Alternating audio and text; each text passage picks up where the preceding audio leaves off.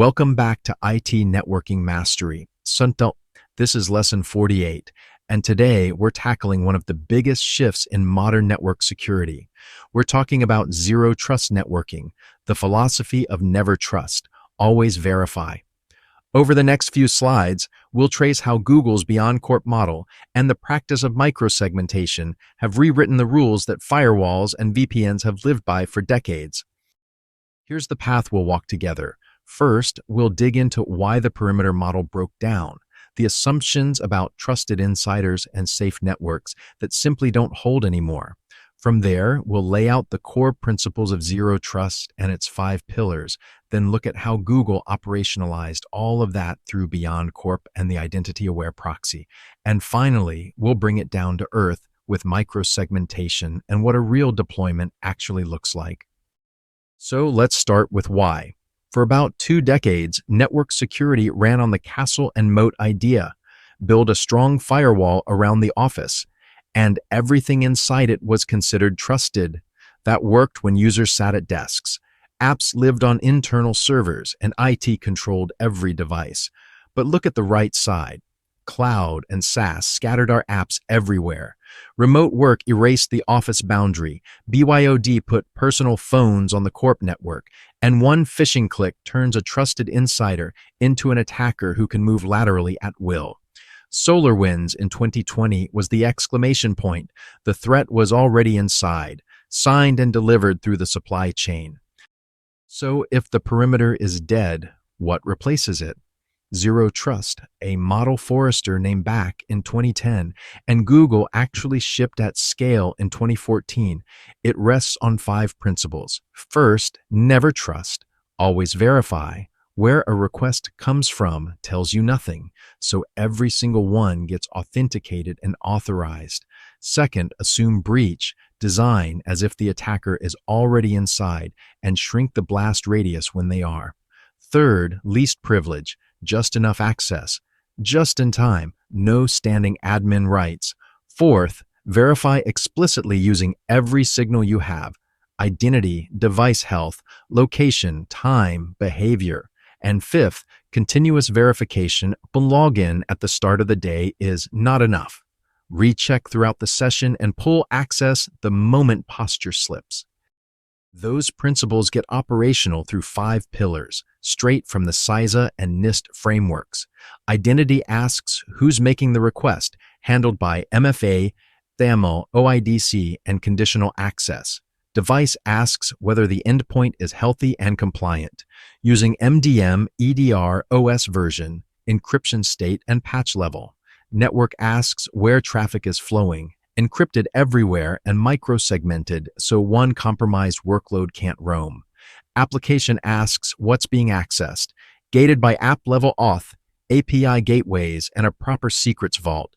And data asks about classification and sensitivity, enforced through encryption, DLP, and access logs. All 5 signals then feed a policy engine that decides per request, not per session, to allow, deny, step up to MFA, or isolate. Every decision logged, every log feeding anomaly detection. To see those 5 pillars working in the real world, look at BeyondCorp, Google's blueprint from 2014, the first production zero trust deployment at scale. Users from anywhere, office, home, a cafe, connect over HTTPS to an identity-aware proxy, which sits in front of every application. For each request, the proxy and policy engine check user identity with SSO and MFA, device certificate and posture, resource sensitivity, and a live risk score. Only then does traffic reach the app, whether it's SaaS, cloud, or on-prem. The shift is profound. Office Wi-Fi gets the exact same trust as Starbucks Wi-Fi. Zero. Apps stop caring where you are. They care who you are and what device you're on. BeyondCorp handles the identity side, but zero trust also reshapes the network itself, and that's where microsegmentation comes in. The old flat network is one big trust zone. An attacker who phishes a single laptop can pivot freely to HR, finance, backups, everything. Microsegmentation breaks that open space into many small firewall zones: web, app, database, HR, finance, dev, each with its own policy and a default deny rule between them. Compromise one segment and the blast radius stops there. In practice, this is built with VLANs, internal firewalls, host-based rules, or SDN policies, and a typical mid-size enterprise today runs 50 to 200 segments. Let's put both worlds side by side because the contrast really sharpens the picture. In the traditional model, trust is implicit. The perimeter is the network edge. A VPN drops you onto the whole LAN, and once you've logged in, you're basically free to roam. Zero trust flips every single row. Trust becomes explicit. Identity is the new perimeter. Access is scoped per application, and verification never really stops. Device health, user posture, and location are rechecked on every request. Notice that lateral movement, which used to be trivial once inside, is blocked by default at each segment. Same rules apply whether you're in the office, at home, or on a coffee shop Wi-Fi. So how do you actually build all of this? Zero Trust isn't a single product, and it's a stack, and the market has organized itself into 5 rough layers. Identity providers like Okta or Intra ID handle the what you. ccna platforms, Zscaler, Cloudflare Access, Netscope are the identity-aware proxies that replace your VPN. MDM and EDR tools like Intune and CrowdStrike vouch for the device's health. Microsegmentation vendors such as Illumio or Guardicore lock down east-west traffic between workloads. And CASB, or secure web gateways, police what your users do out on the open internet. Most real deployments end up mixing 2 or 3 of these categories. And once you've picked your tools, the question becomes sequencing, because you cannot roll all of this out at once.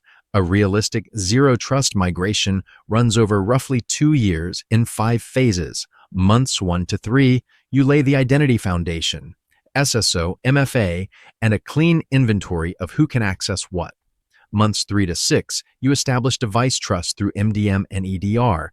Then from month 6 through 12, you replace the VPN one application at a time, putting an identity-aware proxy in front of each. Year 2 is where microsegmentation tackles east-west traffic, and from there, continuous monitoring and tuning never really stop. Now, even with a solid plan, there are a handful of pitfalls that sink most zero trust projects, so let's name them. First, don't buy a zero trust product. No vendor sells one. It's an architecture, and the fix is to treat it as a multi-year program, starting with identity and MFA. Second, avoid the big bang migration. Go app by app, start with low-risk wins and build momentum. Third, don't ignore legacy systems and IoT. Wrap old apps in reverse proxies and isolate IoT in their own tightly controlled segments. Fourth, respect the user.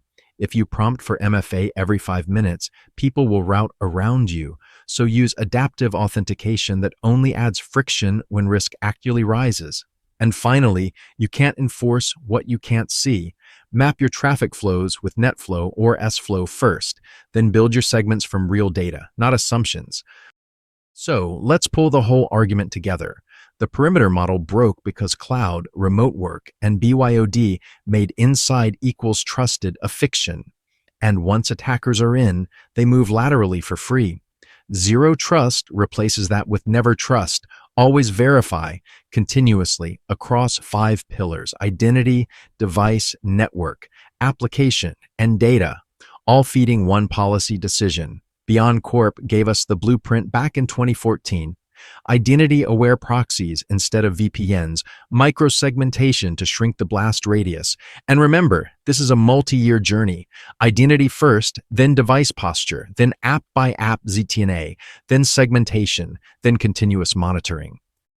Before we close, here's the cheat sheet, the whole lesson on one screen. Zero trust, never trust, always verify. Coined by Forrester in 2010 and productized by Google as BeyondCorp in 2014. The old perimeter is broken. An identity-aware proxy replaces your VPN. 5-pillar identity, device, network, app, data, enforced through MFA, conditional access, device posture, microsegmentation, and least privilege. Screenshot this one. It's your quick reference whenever you're designing or auditing a zero-trust rollout. That wraps Lesson 48, but the journey doesn't stop here. Next up is Lesson 49, the Stage 6 capstone, where we pull everything together. Identity, device posture, microsegmentation, and least privilege, all applied to a real ticket you'd actually see on the job. If this lesson clicked for you, head to dargslan.com or the YouTube channel to keep going. I'll see you in the capstone.